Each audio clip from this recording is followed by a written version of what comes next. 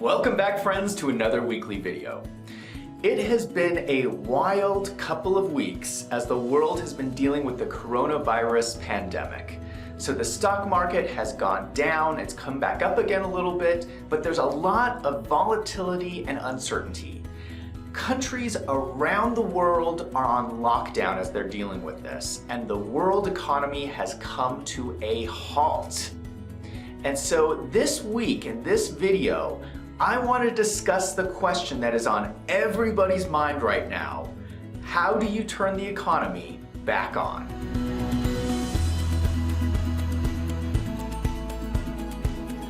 I believe in difficult situations like this that it's often helpful to look at history because there's a lot of valuable lessons that we can learn from the past.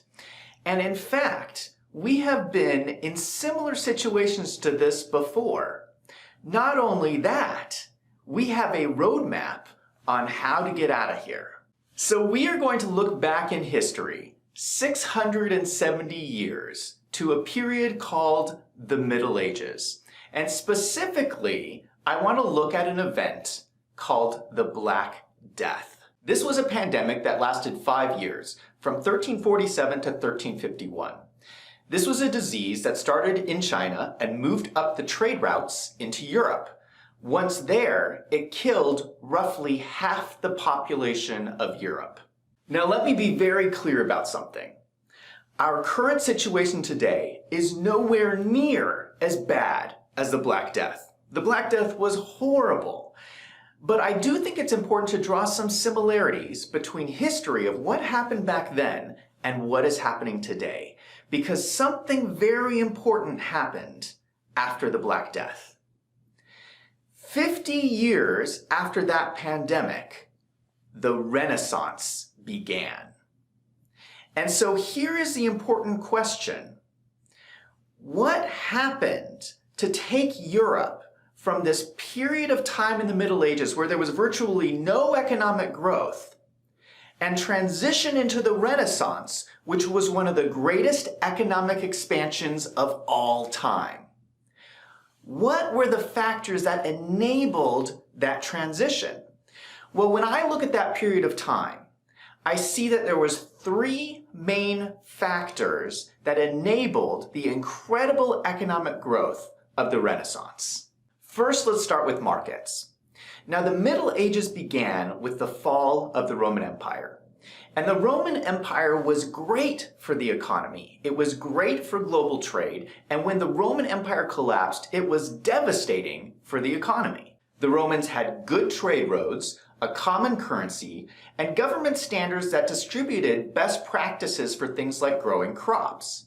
So when the Roman Empire fell, the monetary system completely collapsed, wars broke out, crop yields fell, and there was a great famine and a lot of people died. The world transitioned into the Middle Ages, and communities grew up around manors.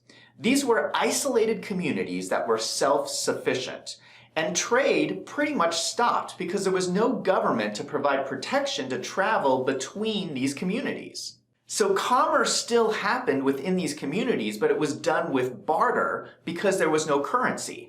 And currency didn't come back until the Renaissance. But we see an interesting thing start to happen by the end of the Middle Ages, which was the emergence of fairs. We still celebrate this with the Renaissance fairs we have today. People would leave their isolated communities from all across Europe and meet at these fairs where they would trade for goods and services. This is the creation of a market. And a market happens whenever you get a group of people together where they can share information and see everybody else's prices, because then you can make quick and easy purchasing decisions.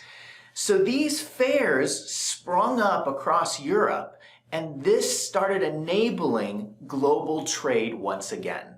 The next thing is entrepreneurs. The Renaissance started around 1400. This period saw the use of paper money, checks, joint stock companies, and insurance. But more importantly, you saw the growth of the entrepreneur or the small business owner. And these people went out and started businesses. And so you saw these things spring up like factories that made cloth and factories that made silk and the funding of trade expeditions across the world. So all these new financial tools allowed business leaders to go out, create companies, create jobs, and create wealth.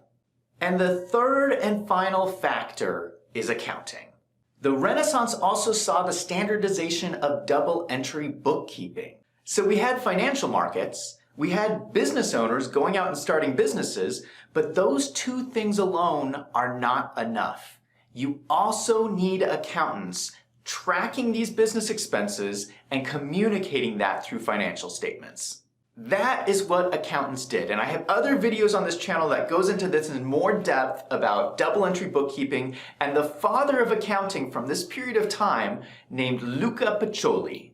This period of time is known as the birth of modern accounting, and it was this ability to record and understand transactions that enabled this huge expansion of economic growth during the Renaissance. So what do we do in our situation today? Now, I'm asked a lot by different people asking, what should the government be doing right now? And my response to that question is, I think you're missing the whole point. Don't worry about what the politicians are doing. The politicians are going to do whatever it is that politicians do.